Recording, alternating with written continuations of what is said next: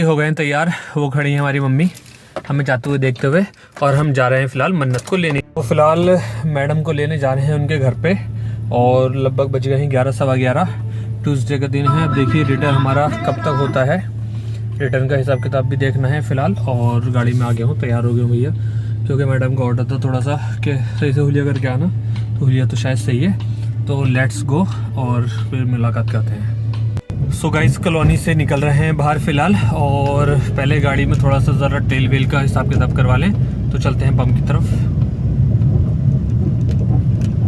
फिलहाल डीपर ईपर दे रहा है, तेल वेल मुझे लग रहा है कम है, 2 ही पॉइंट आ रहे हैं शायद, तेल के 2 पॉइंट आ रहे हैं। तो चलते हैं फ़िलहाल कॉलोनी से बाहर और पेट्रोल पड़वाते हैं, और फिर चलते हैं हाईवे की जर्नी स्टार्ट। और गाड़ी मैंने ऑलमोस्ट कवर कर दी है सारी अपने चिपकू विपकू लगा के, बिकॉज थोड़ी सी आदत है कवर करके चलने की। तो गाइज़ पेट्रोल पंप पे पहुंच गए हैं फ़िलहाल, और करवाते हैं भैया से 1500-1500 जितने का भी है तेल वेल डलवाते हैं।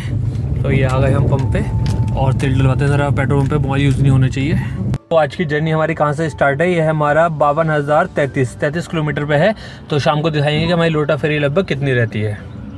फिलहाल निकल रहे हैं, और एक छोटी सी यहाँ पे देखिए डॉगी अपने बच्चे के साथ में, बेचारी बहुत ज़्यादा कमज़ोर पतली हो रही है। मैं फीड कराऊंगा इसे भी आने के बाद में। अब फ़िलहाल तो आज ही देखा है मैंने, ये एक नई हमारी कॉलोनी के आसपास ही है, ये हमारी कॉलोनी के बाहर का ही पंप है ये ऑलमोस्ट। तो अब निकलते हैं हाईवे पे, और थोड़े बीच बीच में क्लिप्स आपको दिखाएंगे। मीटर मैंने आपको दिखाई दिया है, 33 किलोमीटर पे है 52,000, और बाकी जो होगा वो अपना देखेंगे फिर आते टाइम कितना बैठा है। ओके गाइस, और लगभग मैडम जो आ रही हैं वापस, ये मान के चलो गाइज 11 तारीख को गई थी और आज है 20 तारीख, 10-12 दिन में आ रही हैं वापस। पहली बार गई थी घर से आफ्टर शादी के बाद में, मगर 10 दिन तो यार ज़्यादा ही होते हैं। मगर मैंने कुछ कहा नहीं, मैंने कहा चलो कोई बात नहीं, डिस्टेंस हमारा दूर है 200 किलोमीटर का, दोबारा जाएगी नहीं 4-5 साल तक, तो इसलिए भेज दिया। सो गाइस एक टाइम पे जो अब चौक आने वाला है, सबसे खतरनाक चौक था मेरे लिए, क्योंकि जब मेरी गाड़ी के डॉक्यूमेंट पूरे नहीं होते थे, और यहाँ पे पुलिस वाले मोस्टली खड़े ही होते हैं। आप देखो आगे वो लेफ्ट हैंड पे देखो गाड़ियाँ भी खड़ी हैं, उन्होंने रोक रखे हैं बाइकों वाले भी। तो यहाँ पे मुझे बहुत डर लगता था। खैर जब से डॉक्यूमेंट मैंने पूरे करे हैं, इसने बड़े बुरा कट मारा यार इनोवा वाले ने। साला शराफत से चला रहा हूँ, मगर लोग चलाने नहीं देते शराफत से, पता नहीं क्यों। और जब मैं कट्स मारूंगा तो फिर लोग ही चीखे निकलेंगी, लंबे लंबे चलान आ जाएंगे मेरे ही, पता नहीं क्यों।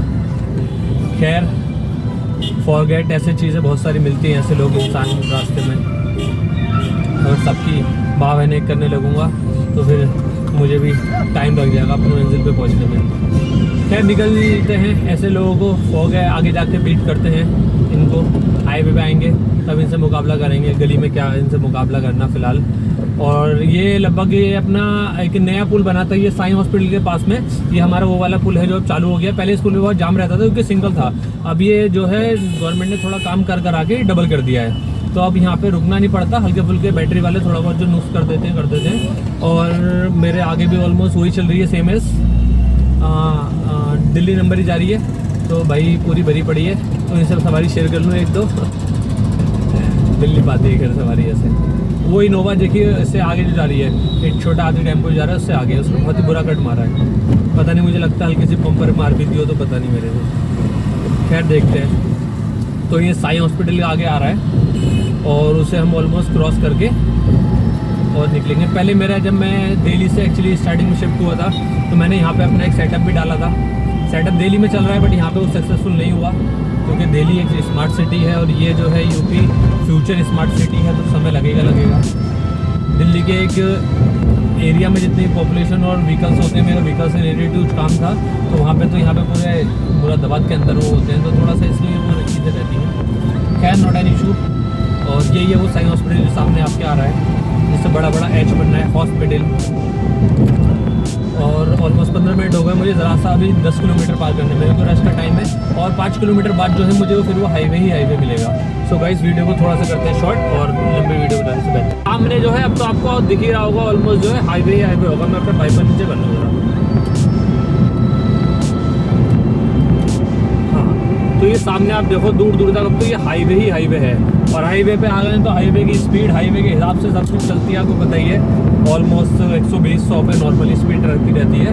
तो अब जो है हमारा सफ़र आया है मौज वाला, तसल्ली वाला, बिना ब्रेक बिना क्लच के स्पीड गियर पे लगाते रहो।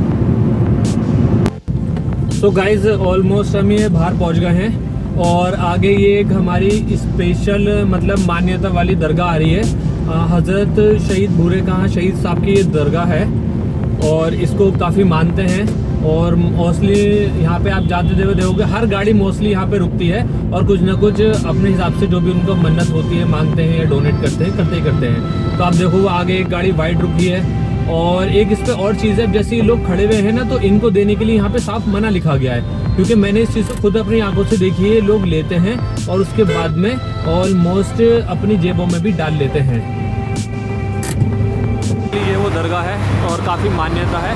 पहले ये सब यहाँ तक की थी, अभी जब ये रोड चोरी का प्रोग्राम हुआ है, रोड चौड़ा कराया है, तभी उसमें थोड़ी बहुत टूट गई है। तो हमने सलाम कर लिया है, अपने मिशन की तरफ चलते हैं वापस। और काफ़ी माशाल्लाह से बढ़िया दरगाह है। और ये सारा हिस्सा जो है इन्होंने अभी गवर्नमेंट ने तोड़ा है, ये यहाँ तक अच्छी खासी इन्होंने इस्टेब्लिश कर दी थी। बट अभी ये रोड थोड़ा सा काफ़ी चौड़ी हुआ, उस साइड में भी चौड़ा हुआ है ये रोड, पाक बड़े के पास का रोड है। तब ये दरगाह में इतना इन्होंने मस्जिद का एरिया थोड़ा सा ये उन्होंने शहीद कर दिया है। मतलब गवर्नमेंट थी, इसमें किसी ने कोई ऐसा ऑब्लिगेशन नहीं करा, क्योंकि थोड़ा शायद रोड पे भी ले ली थी, इन लोगों ने भी थोड़ा सा करा था। मगर फिलहाल दरगाह जो है वो अपनी जगह पे सेफ है, क्योंकि दरगाह का एरिया जो है उस साइड का एरिया है। दरगाह पे मोस्टली मैंने ये देखा है कि ज़्यादातर मैंने खुद इस चीज़ का वो करा है, अगर आप मुरादाबाद से दिल्ली जाते हुए आपको दरगाह मिले तो आप यहाँ पे ज़रूर रुकें, एक बार कुछ ना कुछ माने। हम तो हर बार सलाम दुआ करते जाते हैं।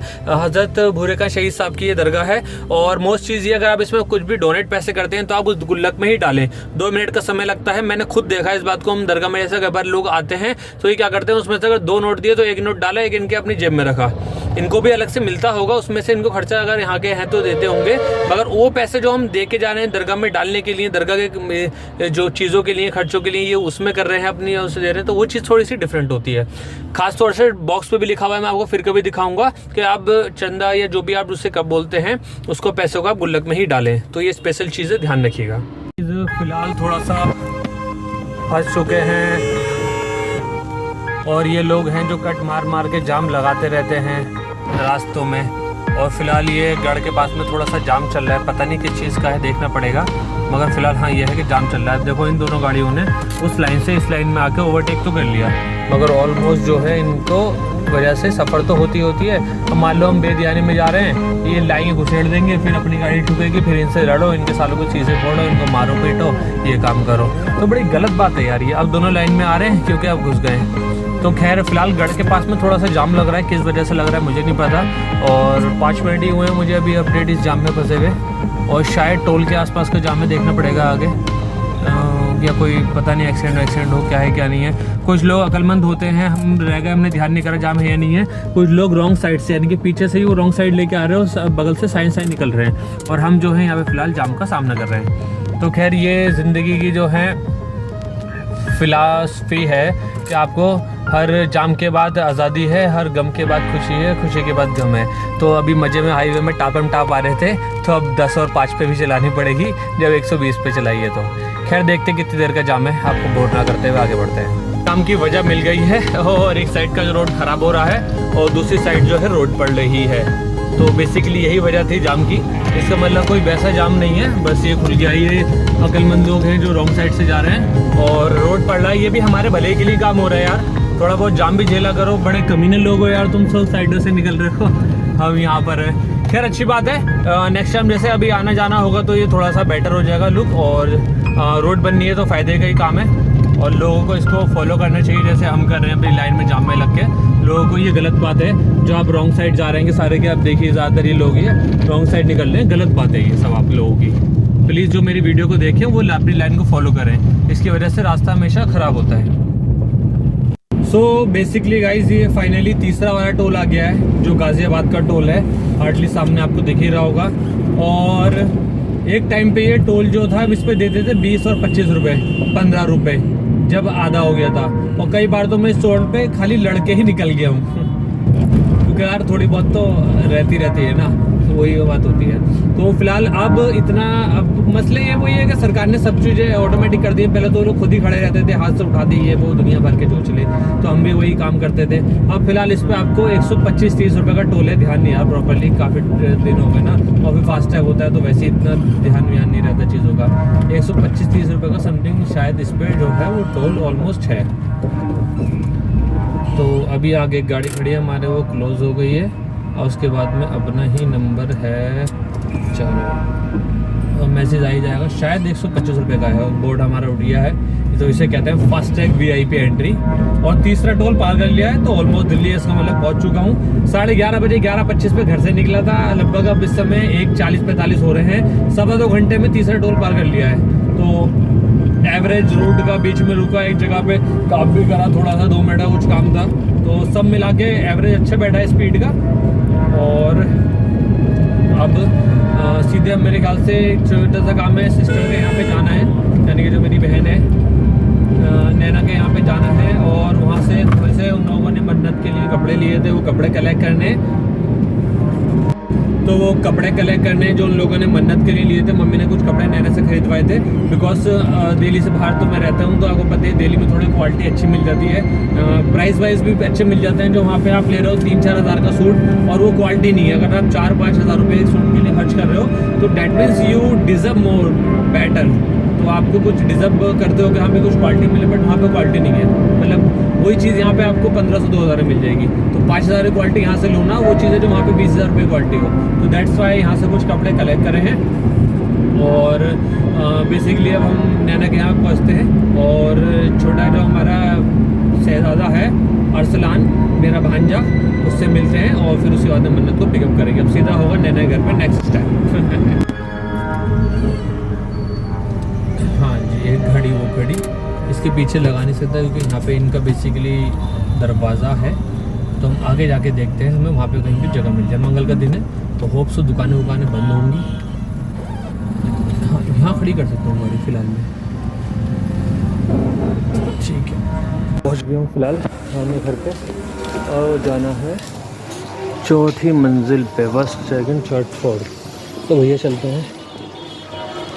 लॉन्ग स्पेस ट्रैवल, किसी ने बड़े खतरनाक है भाई, चढ़ाने में खून चूस ले गया बंदे का।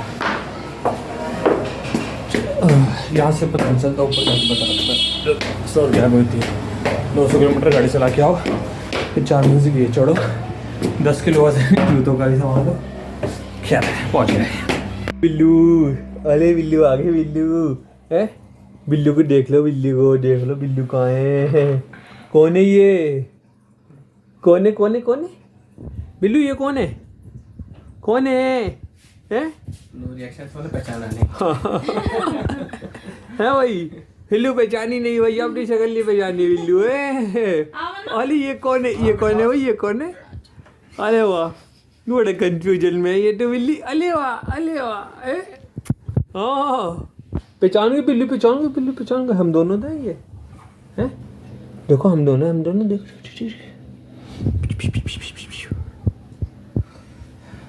देखो। हाँ, अले वाह, ताड़ी खींच जो तैयारी हो रही है तुम्हारी, है? हाँ ले लो, पकड़ लो। अच्छा। तो फाइनली अरसलान से मिल लिए, बच्चों से मिल लिए, और अब हम चलते हैं अपनी मंजिल की तरफ, यानी कि अपनी बेगम साहिबा को लेने के लिए। और बड़े गुस्से में हैं, क्योंकि 1 बजे का टाइम दिया था, फिर 3 बजे का टाइम दिया था, और मुझे लग रहा है पहुँचते कहीं गाली गलौज ना हो जाए। 3:30 बज गए, तो इसलिए अब जल्दी भाग के और पहुँचते हैं, और सीधे मैडम को पिकअप करते हैं। फिर देखते हैं उनका रिएक्शन, देख रहा कितने सुनाएगी। चुपके से वीडियो बनाऊँगा। तो फाइनली मन्नत वाले अंडरपास पे पहुंच गए हैं, और अंडरपास पार करते ही 2 मिनट में आए हैं मन्नत। और देखते हैं, मम्मी छोड़ने आ रही हैं, और शायद मेरी एक फेवरेट साली छोड़ने आई थी, या कौन छोड़ने आएगा पता नहीं अभी, देखते हैं, लेट्स सी। आते ये होलिया हो गया है, और मन्नत के घर के बाहर पहुँच गया हूँ। मूड थोड़ा सा स्पॉइल हो गया है, बिकॉज उनने सुना दिया, तो ऑब्वियसली बातें थोड़ा सा ख़राब होगा। ये खड़ी गाड़ी, और इन पे वेट कर रहा हूँ फिलहाल। मन्नत आ रही है, चला लगा के दिख रही है।